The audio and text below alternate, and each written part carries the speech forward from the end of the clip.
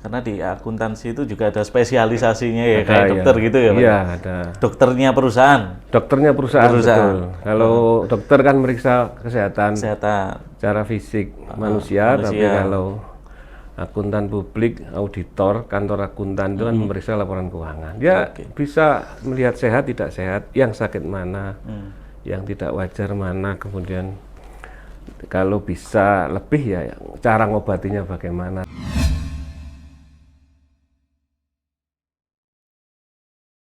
Oke, Assalamualaikum warahmatullahi wabarakatuh.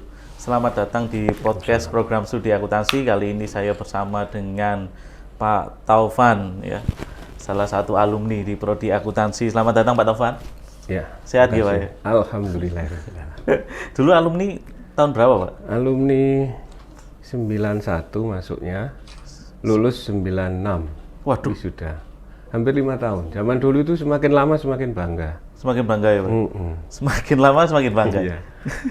Karena kuliah 4 tahun, skripsi 1 tahun, menunggu wisuda setengah tahun. Jadi ya terhitung hampir 5 tahun ya.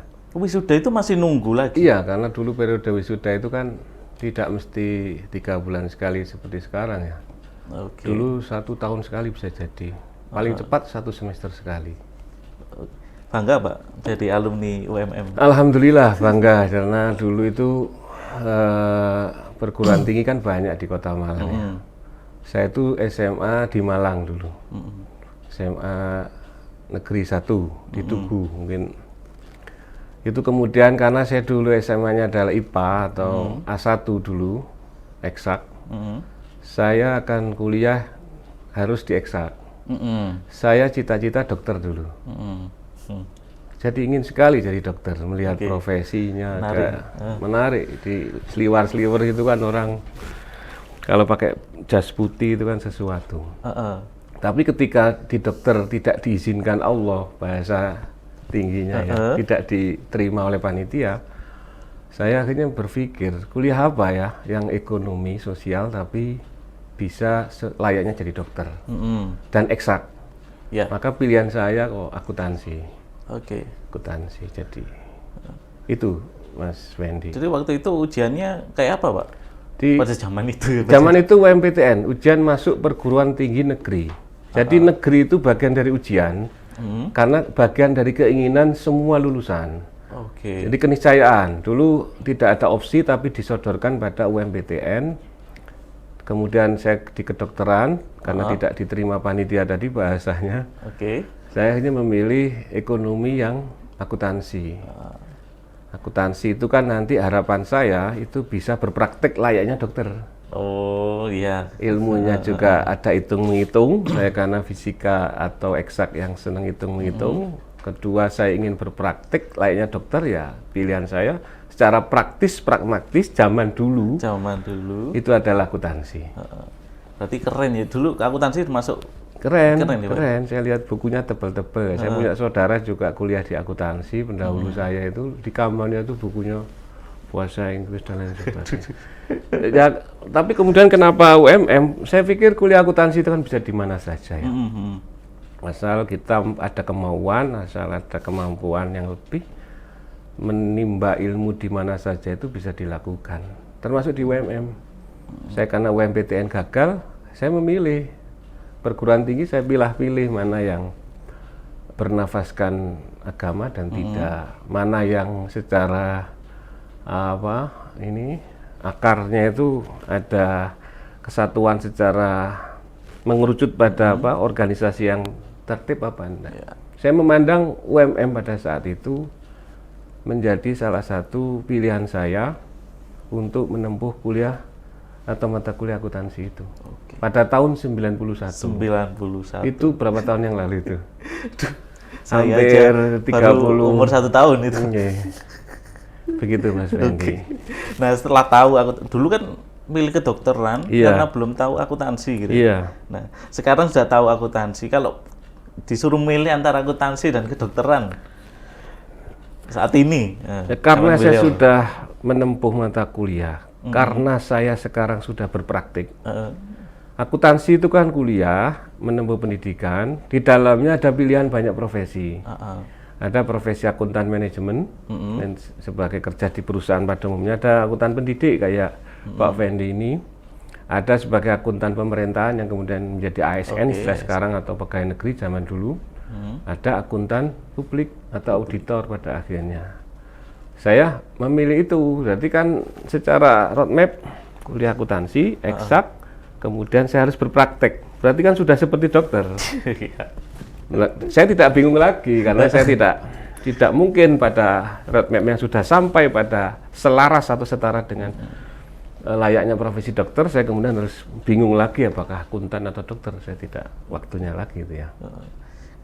Karena di akuntansi itu juga ada spesialisasinya ya, kayak dokter gitu ya Pak? Iya, ada. Dokternya perusahaan? Dokternya perusahaan. Betul. Kalau dokter kan meriksa kesehatan secara fisik manusia, tapi kalau akuntan publik, auditor, kantor akuntan itu kan memeriksa laporan keuangan. Dia bisa melihat sehat, tidak sehat, yang sakit mana, yang tidak wajar mana, kemudian kalau bisa lebih ya cara ngobatinya bagaimana, treatment antisipasi supaya tidak terjadi apa bahasa sekarang itu kegagalan keuangan atau ini kebangkrutan itu kan dari potret masa lalu, masa depan bagaimana kan dari laporan keuangan. Nah, kenapa harus diperiksa, diobati? Karena setelah diperiksa itu kan laporan keuangan bisa dinyatakan tidak mengandung salah saji yang material. Oke, wajar.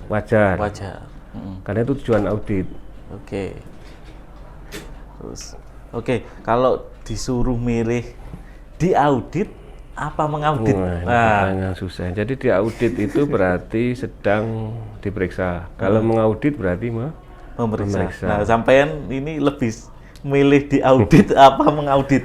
Ya pasti dong kita memilih mengaudit. Dalam posisi kita kita orang yang diekspektasi bisa membawa perbaikan, bisa memotret terutama laporan keuangan, bisa nanti menyampaikan tadi titik-titik perbaikan ketika laporannya tidak baik. Kalau di audit itu kan ya jujur saja berarti sedang mungkin disinyalir ada ketidakwajaran yang disebabkan oleh kesengajaan fraud atau ketidaksengajaan atau error. Itu kalau mindset disuruh milih ya enak mengaudit. Ya. Tapi kalau suruh milih mencintai atau dicintai ya enak dicintai. Enak dicintai ya Pak ya. Berarti sudah lama jadi auditor? Ya, saya lulus 96 kalau boleh cerita sejarah. 96 itu saya pernah kerja di bank setelah lulus. Di bank, kemudian setelah itu kerja di manufaktur, di produsen mie instan. Akuntan, saya akuntan manajemen. Kemudian pada tahun tertentu saya kan saya pernah merasakan di audit. Perusahaan saya juga di audit. Ketika melihat sosok audit pada saat itu kok sepertinya peran ini bagus, peran ini baik dalam konstelasi menyajikan informasi yang simetris, informasi yang bisa dipakai untuk mengambil keputusan. Saya tertarik. Jadi tertariknya itu 4 tahun setelah lulus ya berarti. Tahun 2001 saya mulai berkarir di kantor akuntan. Saya ikut orang, bahasa lainnya di KAP di Kota Malang. Jadi kalau di KAP itu kan secara teori mungkin kita juga paham di buku Aren itu kan ada jangka waktu 0 sampai 2 tahun itu junior, 2 sampai 5 itu senior, 5 sampai 10 tahun itu manajer, 10 tahun ke atas itu harus partner. Nah, saya sejak bekerja di kantor akuntan, target saya dalam pikiran saya tidak boleh lebih dari 10 tahun. Tidak boleh lebih dari 10 tahun untuk kemudian hanya seorang staf, hanya seorang manajer. Jadi kalau sudah kerja di KAP itu lebih dari 10 tahun harus berpikir menjadi partner. Partner itu karir tertinggi dalam di kantor akuntan publik. Partner ya. Partner. Nah itu apa aja yang harus disiapkan supaya bisa buka KAP sendiri? Apa aja? Betul, mulai ya. mungkin. Jadi ini teknis ada di PMK 186 kalau tidak salah 2021 dan di Undang-Undang Akuntan Publik lah. Akuntan Publik itu di bawah undang-undang loh. nomor 5 tahun 2011 itu ada cara untuk bisa berpraktek menjadi akuntan publik. Kalau secara singkat ya berarti harus mau dan mampu ya. Noto niat juga itu penting. Noto niat itu mau jadi akuntan, niatnya apa? Kalau memperkaya diri itu bisa merusak profesionalisme. Karena sekarang audit berbasis risk bahkan ya. Apapun mengandung risiko. Kalau semua pekerjaan dianggap rezeki, karena niat tadi awal adalah memperkaya diri, maka akan ada timbul malpraktek. Kalau dalam kedokteran bisa dikenal malpraktek, di akuntan publik itu juga ada istilah malpraktek. Sehingga berisiko. Sehingga mampu noto ati, lulus kuliah S1, kemudian menempuh beberapa tahapan ujian, mulai dasar, kemudian profesional, CPA. Jadi gelar CPA itu mutlak. Untuk mungkin kemarin juga baru akan dibuka ya di akuntansi UMM tes center untuk CPA. Itu menjembatani mahasiswa aktif untuk paling nggak menjadi CPA muda. Jadi kalau di bahasa IA itu CPA muda. Nanti dari CPA itu setelah kerja di kantor akuntan menjadi CPA profesional, itu ujian. CPA lanjutan kemudian menuju profesional. Jadi dasar, lanjutan, profesional. Profesional berarti yang bisa tanda tangan. Nah, untuk bisa tanda tangan nanti CPA yang profesional itu tahapan yang sebelumnya harus terlalui, lulus. Dan tahapan yang tidak perlu ujian adalah pengalaman. Harus kerja di KAP. Kalau di PMK 186 itu minimal 5 tahun. 5 tahun di KAP. Nah, KAP itu sekarang juga buat catatan saja. Magang nggak dihitung ya? Nggak dihitung karena begini, di KAP sekarang sudah sejak beberapa tahun yang lalu database-nya sudah jalan. Personil yang turun ke audit itu sudah tercatat secara nama di Kementerian Keuangan. Sebelum ditugaskan sudah muncul. Misalkan seorang Mas Fendi masuk di tim perikatan A, itu akan terekam di Kementerian Keuangan. 5 tahun kemudian Pak Fendi ini ngajukan izin. Pak Fendi mendeklarasi kalau saya pengalaman. Maka itu akan terkonfirmasi dari data 5 tahun kerja di KAP. Jadi kalau magang kenapa tidak bisa? Karena magang itu kan belum lulus. Kemudian magang itu kalau belum lulus di dalam surat tugas di kantor akuntan tidak bisa untuk melakukan pekerjaan audit. Tidak bisa diinput di database untuk menjadi personel yang tercatat sebagai auditor di KAP itu. Lulus dan magang saja, biasanya KAP juga tidak mungkin mempekerjakan, menugaskan ke lapangan itu meskipun sudah lulus tapi magang. Jadi harus secara SPM, sistem pengendalian mutunya KAP itu juga mengatur sumber daya manusia. Itu harus jelas ikatannya, harus jelas tugasnya karena berdampak jangka panjang. Begitu Pak Fendi. Nah, mahasiswa kita ini kan kayaknya banyak yang tertarik jadi auditor gitu Pak. Kalau misalkan jenengan kan sudah punya KAP, kemudian banyak mahasiswa kita yang masuk di sana, kerja di sana ada ya Pak? Ada beberapa orang. Itu yang jenengan lihat kalau suruh milih mahasiswa yang IPK atau pengalaman? Iya, jadi karena di KAP itu ada ilmu penelitian, ada ya, ilmu komunikasi ada, terus kemudian secara tata kelola organisasi juga ada, di situ ada mengandung leadership. Jadi do professional care itu kan juga terkait keilmuan berarti IPK. Jadi kadang auditor itu harus mampu membahasakan temuan. Berarti kan ilmu komunikasi ya. Auditor harus mampu menyimpulkan dari situ kondisi yang diwakili oleh kondisi kecil. Berarti kan itu penelitian atau statistik ya.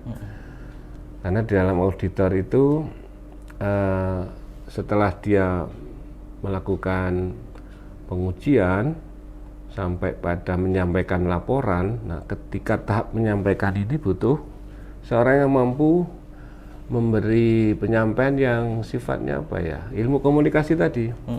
Anda salah beda dengan Anda belum benar kan? Iya. Nah, kalau di kita ngomong perusahaan Anda salah ini, ya jadi rame. Mestinya kita ada ilmu komunikasi yang Anda belum benar. Anda ada potensi untuk menjadi benar. Maka dengan cara seperti ini. Nah, itu ilmu komunikasi. Kemudian yang pasti PK ya. PK itu kan mendukung due diligence, due professional care-nya itu. Kemampuan. Karena audit itu kan menyesuaikan sesuatu dengan kriteria yang ada. Sesuatu laporan keuangan, kriterianya apa? Standar akuntansi keuangan. Nah, laporan keuangan dibangun oleh orang yang tidak paham kriteria kan susah. Supaya orang paham kriteria, dia harus kuliahnya mahir, kuliahnya bagus juga. Paham akuntansi pengantar sampai di advance, paham sistem informasi, paham perpajakan dan lain sebagainya. Ini yang mestinya harus dibekali kepada mahasiswa. Berarti susah Pak? Ya susah, semua pekerjaan itu kan ya juga susah. Apapun kita dalam rangka begini Pak Fendi, bahwa resiko itu muncul ketika kita tidak tahu apa yang kita kerjakan. Nah, supaya tahu pekerjaan, maka harus seperti itu. Pekerjaannya apa? Auditor. Supaya risiko audit, memang secara teori kan risiko audit terdiri dari bawaan inherent, kemudian risiko pengendalian sampai risiko deteksi. Tapi secara praktis saja, risiko itu kan akibat kita tidak tahu apa yang kita kerjakan.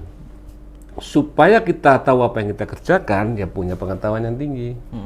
Supaya kita paham apa yang kita kerjakan, punya model komunikasi yang ideal. Karena kalau komunikasi tidak ideal, kita minta data, gara-gara bahasa kita itu bahasa yang kaku, bisa tidak keluar datanya. Ilmu komunikasi, ilmu apa tadi, secara statistik pengambilan sampel, begitu Pak Fendi. Nah, kalau mahasiswa kita itu kan banyak yang magang di sana Pak. Gimana? Bapak melihat mahasiswa-mahasiswa kita yang begitu ya. Saya yang magang di sana, Pak. Ya, harus memang secara objektif ya. Kalau secara subjektif itu sering secara subjektif karena kan saya alumni. Adik kelas saya kemudian atau alumni yang sama dengan saya harus magang di saya, sementara ada dari perguruan tinggi lain yang bukan alumni saya. Itu kan ada subjektivitas.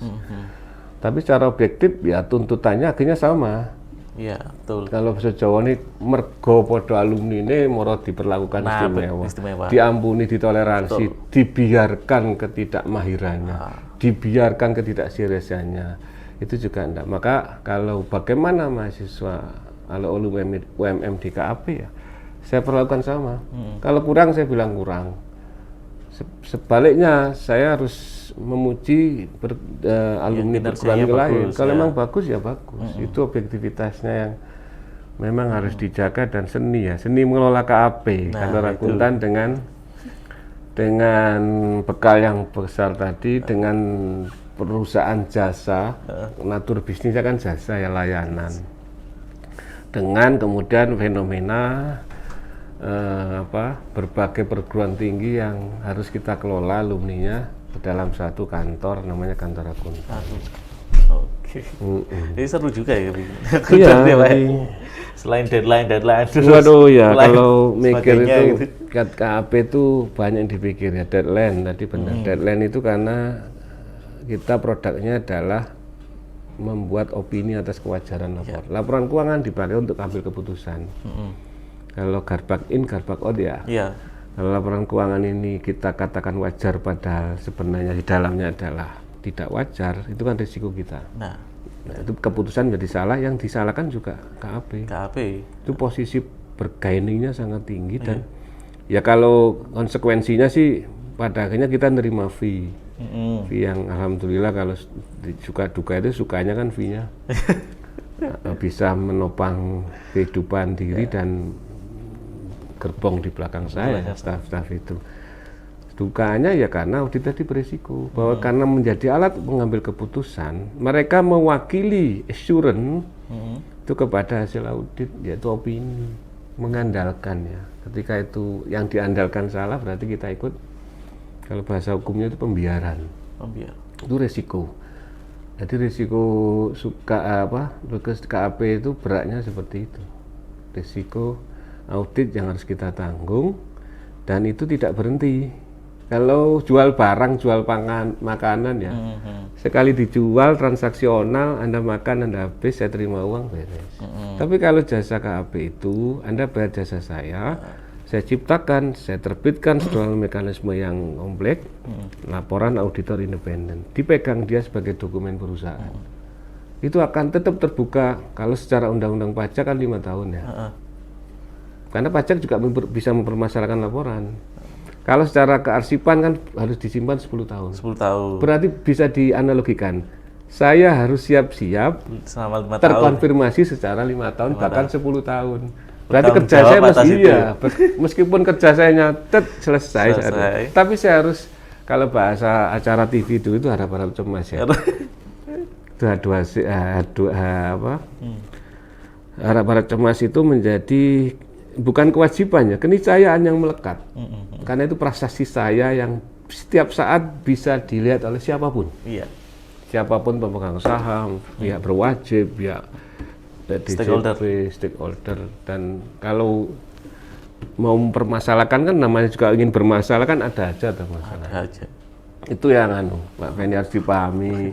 Kita kalau ingin bercita-cita menjadi akuntan publik, jangan melihat hingar-bingarnya, tapi harus dilihat sebuah keseriusan, sebuah tanggung jawab besar. Komitmen.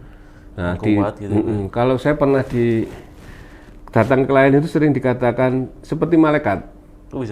Ya artinya kan mereka gemetar karena akan didatangi orang yang mencari kesalahan. Orang yang datang melihat sesuatu yang secara utuh kepada kita, kepada klien, yang mereka takutnya karena itu. Wah, ini bakalnya ketemuan ini.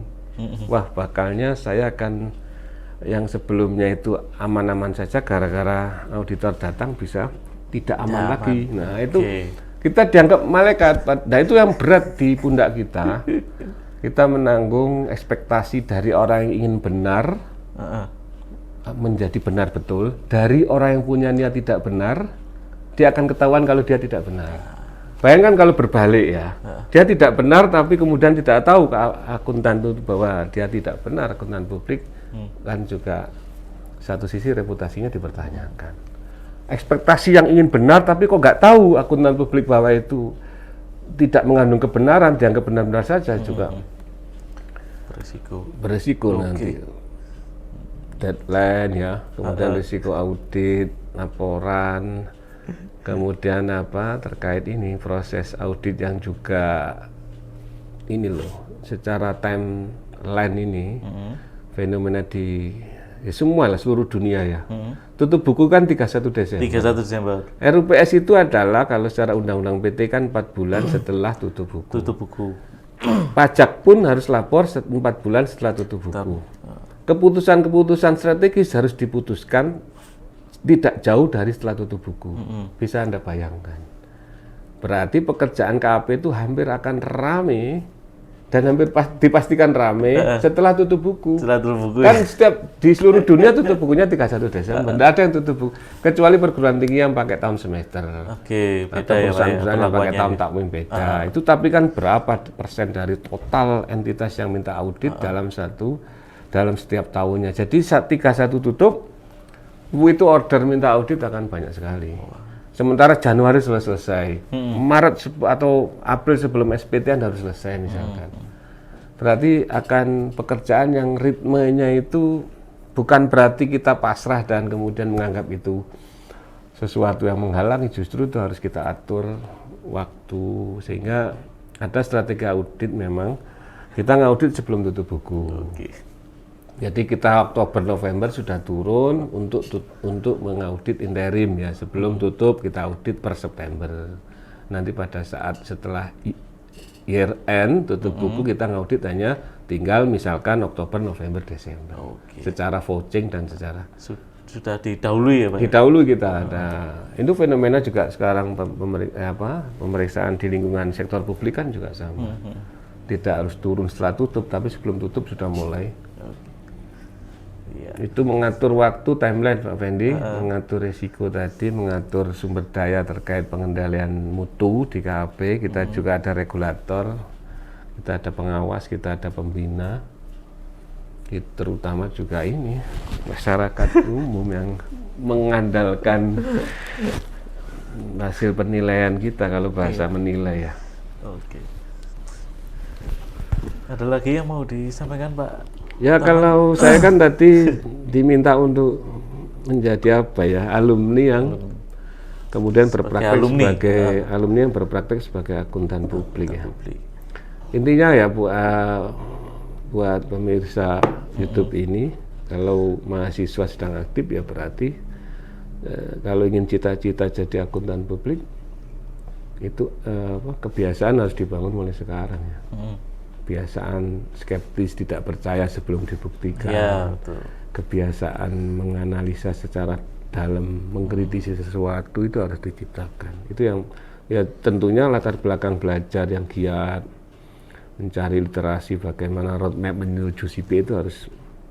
Dan CPA atau akuntan publik nantinya yang berpraktek. CPA itu kan bisa CPA yang tidak berpraktek bisa. Tapi kalau akuntan publik berarti CPA yang berpraktek.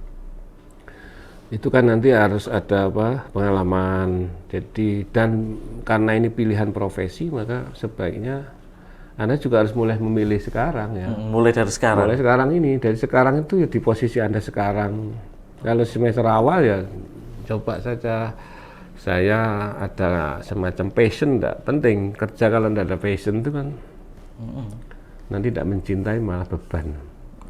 Itu udah, kayak dulu saya loh, waktu sebelum masuk kuliah akuntansi, karena saya berpikir nanti akuntansi bisa berpraktik, psikologi, psikiater, hukum bisa jadi notaris atau kantor konsultan hukum atau lawyer. Nah, akuntansi ada, jadi kantor akuntansi, dan itu apa ya, legitimate lah.